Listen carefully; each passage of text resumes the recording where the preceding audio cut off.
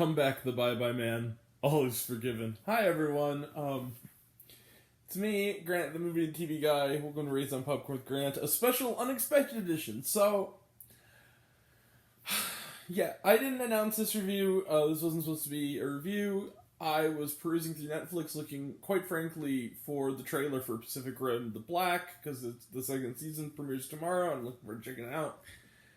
And I was just happening upon, while I was there after seeing the trailer, I was like, I wonder if I can play the algorithm game and, what's the top-rated movie this week, just in case I haven't watched it. And I found it. And I said, you know what? I'm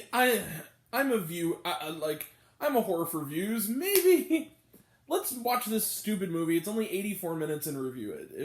Maybe it could be fun. I put the trailer on, watched it. I'm like, okay, this looks kind of fun. I did not know what I was getting myself into in the best possible way. So, that being said, first off, this is going to be full spoilers. I'm going to tell you right now, this is going to be full spoilers for this movie. It doesn't matter. It's the top-rated movie on Netflix. It's been out since Friday. Anyone who was going to watch it probably has watched it by now, at least partially. So, that being said, hi, Grant the movie and TV guy.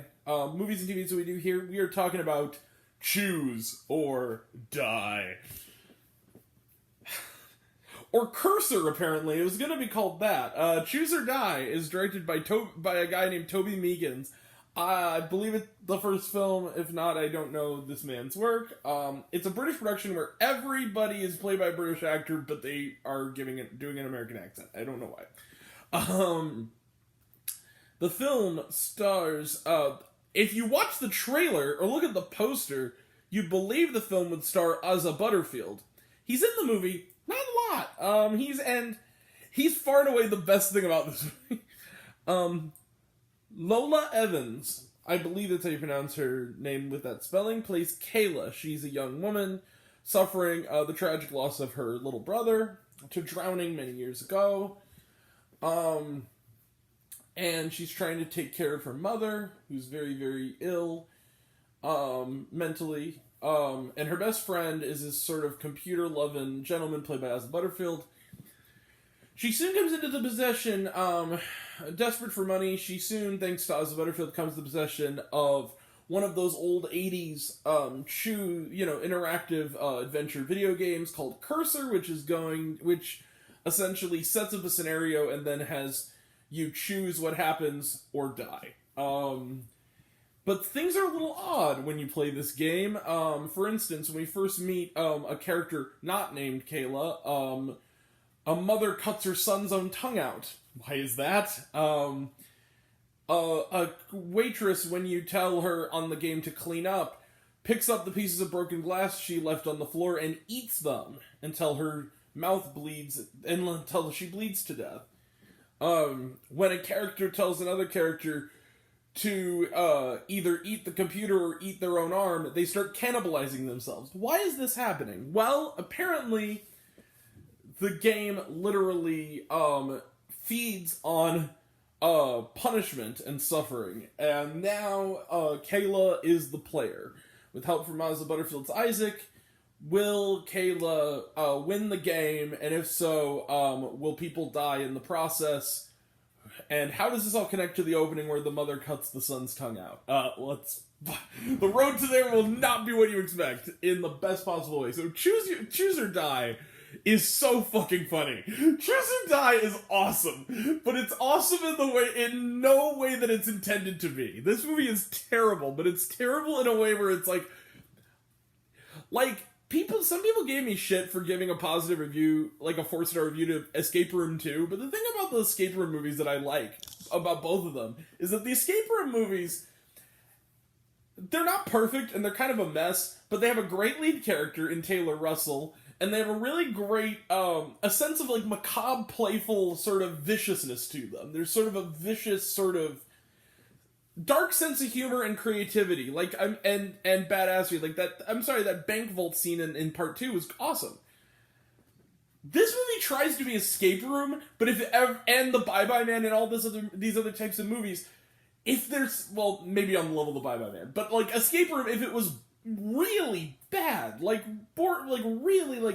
brain dead bad, someone watched an escape room and said, I'm gonna do an escape room, and then just did pressing all the buttons like the dumbest kid in your class. I'm gonna have to bring this movie down because I don't feel the need to. This is gonna be like The Wolf and the Lion, where it's not gonna be so much a review as me breaking down every way this movie is hilarious in the best possible way. I'm gonna try not to get it to 25 minutes like I did that one, which is still my longest single film review. But man, so you play this game. First off, the mother cutting the son's tongue out, it's meant to be scary. It's like the first scene in the movie. It's meant to be scary. It's really freaking funny because it's so badly staged and not tense and not scary at all that it's hilarious. The way that they kind of like convince people to do this is they have this dial tone screech, and people like, okay, like if you heard that, like me, you heard that, you'd be like, oh jeez, stop it. The way that people react to it is, oh god, my ears, It's so funny. It is so fucking funny. It is like really, this is like if Final Destination or Escape Room or Saw or any of those movies like decided like were made by the people who made the Bye Bye Man. Like that's how bad this movie is. Asa Butterfield is perfect in this movie because he knows exactly how to play it. Asa Butterfield is a fine young actor, but he plays this film like he is in a piece of trash. He is stifling his smirk the entire time. You can tell. Like, this guy knows he's too good for this. He was in freaking Hugo and Sex Education and fucking Miss Peregrine, and he knows he's too good for this movie. The Boy in Striped Pajamas, like, he's a phenomenal young actor. He knows he's too good for this shit. He knows it, and he is having the best time cashing that paycheck. Eddie Marsan is in this movie, a fine English actor, and he's like the big villain. He's the father of the kid who gets his tongue cut out. And at the end of the movie, he's like the boss battle, and it's literally becomes like human ragdoll fighting. This girl, she finds out that when she's in his vicinity, essentially through means that they never fucking explain properly, or at least they don't to a degree where I'm like, okay, you don't. If she gets hurt, she immediately regenerates, and then he gets horribly wounded. So let's say like she gets stabbed in the shoulder. The wound goes away, but his shoulder starts bleeding. That's actually kind of a neat idea, but the problem is that they don't execute it at all because you don't have any context of why it's happening. So they're just like, oh, well, whatever, just go with it. So, like, he slits her throat, she falls into a pool, and then he has the funniest death I've ever seen a villain get in any kind of movie like this. He literally just starts coughing up water, and it's CGI water, and it's, like, bad CGI water. It looks like something out of a game, like a maybe PS3 generous era, like video game graphics, for 5 straight minutes. I also just mentioned, like I said, this movie's 84 minutes long. About 8 of those minutes are credits, and about 5 of those minutes are that dude choking up water. It's barely a movie. It is so... And then suddenly, even though her throat was slit open, it actually did damage to her, because the thing is also when he takes damage, she takes damage, and he regenerates. It's stupid and complicated. But basically, her throat has been slit open. Like, straight up. And is actually, like, the wound remains because it happened to him, but she, like, starts twitching, and his wife, like, pulls her out of the pool. And then at the end, there's this evil landlord character. Or maybe not landlord, like drug dealer. They don't really establish... They say he's not the landlord, but they say that he works in the building. I don't know. Where she and her mom live. But he's like the stupidest bully stereotype I've ever seen. He's literally like, hey, your mom should pay. It's like, maybe you could help her pay. You could do about like insinuating that she should be in prostitution. He goes, oh, I like that. He is literally like just the stupidest stereotype of like scuzzy drug dealer pimp characters you've seen in a movie. At the end of this movie, he literally, what she does is she presses. They never explain how these rules are supposed to go. She clicks a button on her laptop where the game is on, right? this little screech happens. He goes, ah, ah. And then for some reason there are freaking like a sink full of hypodermic needles, and he shoves his eyes into the hypodermic needles, and she kills him, and then she takes off her bandage, and the slit in her throat is healed, and it's like, what the hell happened? And they explain, like, kind of like in this sort of bullshit way, like, oh, well, when you pass suffering onto someone else, all your wounds are healed. What the fuck? I love this movie. And then they set up, this is the best thing of all, and I'll end this review here. The best scene of all. At the very end, she gets a call, and twist of all twists, the building is owned by the creator of the game. I'm not even kidding you. And it's like, you helped them suffer, Kayla. Good for you. And then, good for you. Like, and then suddenly, like, you helped them suffer, and he goes, so now, it's up to you, Kayla. Who suffers next? And she goes, only the ones who deserve it. Directed by Troy Meekins. I'm just like, fuck yeah! Choose or Die 2! Let's go! Honestly, make a second movie. Please make a sequel, so I can make fun of it again. And please make it just as shitty as this one. Please, please. I love this movie. In all the best ways, and you know what? That's right, it's not gonna get 0 stars, it's gonna get 1 star.